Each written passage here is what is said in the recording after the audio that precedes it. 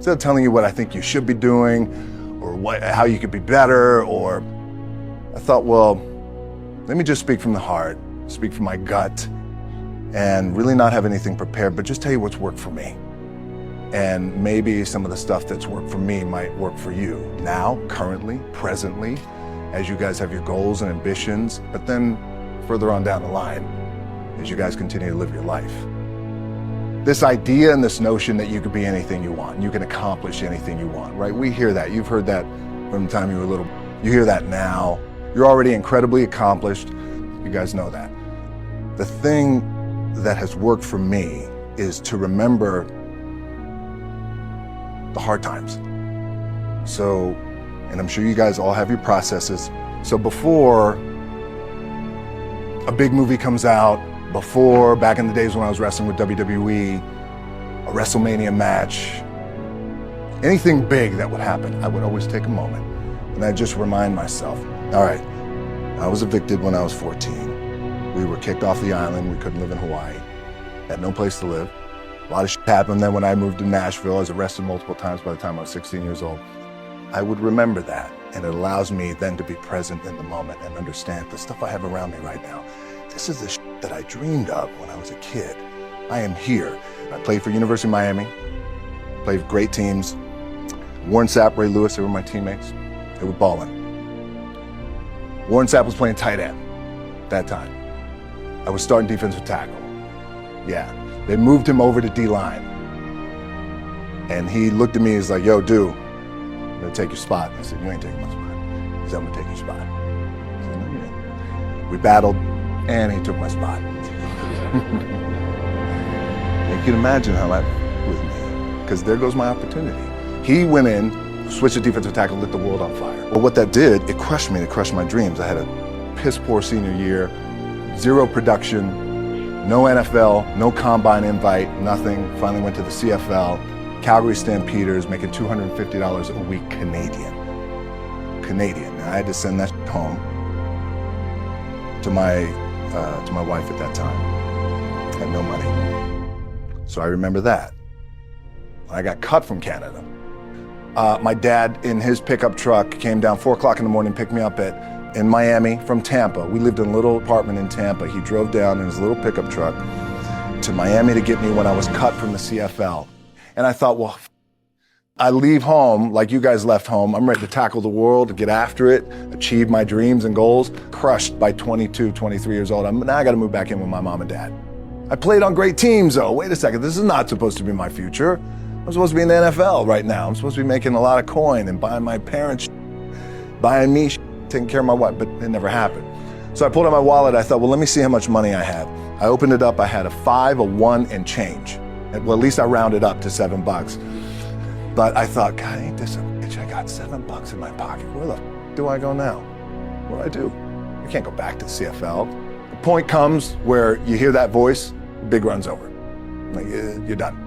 Right? So I heard that voice. So as Coach was saying, man, I hold on to that. I'm telling you, I keep my back is up against this mother. We laugh, we joke, we have a good time, but my back is still up against this mother. I do not forget it. What this also helps me do, and again, it works for me, is at some point, you gotta be tired of not being number one. You have to be, and you gotta play angry, and I play angry. Now, I'm cool and calm with my approach. And when I step out on my field, which is a set or, like, and you're always gonna have haters, and haters are like, well, God damn, man, how many movies are you gonna make, or how much shit are you gonna do? Like, you do a lot of shit. I say, yes, it's my ambition. Of course, why not? I could do it. Yeah, I love what I do. And not only that, but in what world do we not work every day? My back is up against this thing, and I started to play angry. By the way, and I still play angry. My last match, Brock Lesnar, transitioned, and I realized if I had to be great at something, I wanted to be great in this world of Hollywood and movie making and producing and entertainment, I had to commit, and like you guys have to commit. Obviously, you commit to something, commit to the goal. So I quietly retired. 2 years later, I thought, what did I do with my career? Because my movies were not doing well. I was written off. I was like, it was around 2006, 2007. I was like, I left I pulled a Jim Brown. I left when I was on top, like #1 in the wrestling business, and I left. It was a ballsy, gutsy, some call it stupid move, but I had to commit and I had to follow what was in my gut.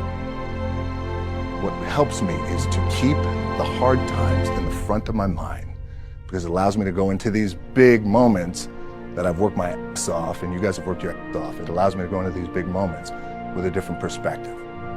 What it also does for me, and again, this is what works for me. Like, my back is up against this mother. Every day, it's against this wall. But it's up against this mother, because it's what I believe in. And when my back is against this mother, then there's nowhere to go. But that way, that's it. Doesn't mean you don't smile, doesn't mean you don't laugh and joke, quote, right? You're happy, I'm a happy guy. But when it comes to business, and when it comes to executing, it's up against this. And I gotta go that way. And I don't give a fuck who is in front of me. They're not gonna stop me. The key for me was, where does it start? What's the anchor? What's the anchor? So I could have all these ambitions, and you guys have all these ambitions, which is great. It's important. I'll play this role, you'll play that role. I'll execute this thing, and it'll come out this summer. You guys will execute this thing during the summer, right, when it's time to really put in a lot more work.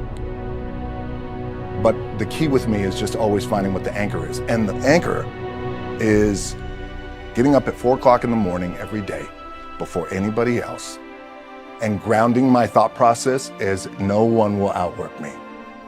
No one. I love and I respect you guys. Motherfucker won't outwork me. All starts with this. 2 hands, putting it to work. As you guys know, there's nothing you can't accomplish. You're gonna go on, you're gonna become world champions. The key for me, what I think one of the keys is, remember where you came from, keep that in the front of your mind, and when shit goes bad and it goes sideways, a lot of shit does, you're getting booed out of the building, or you're coming through this injury, or people are writing you off, you guys, you know, any of that, you gotta keep it in here. And it really has to, it should drive you. It should. It works for me. It should drive you. You get all the talent in the world. It's all here. Really, the 2 things I want to say are, you gotta be the hardest workers in the room. And don't f the opportunity out.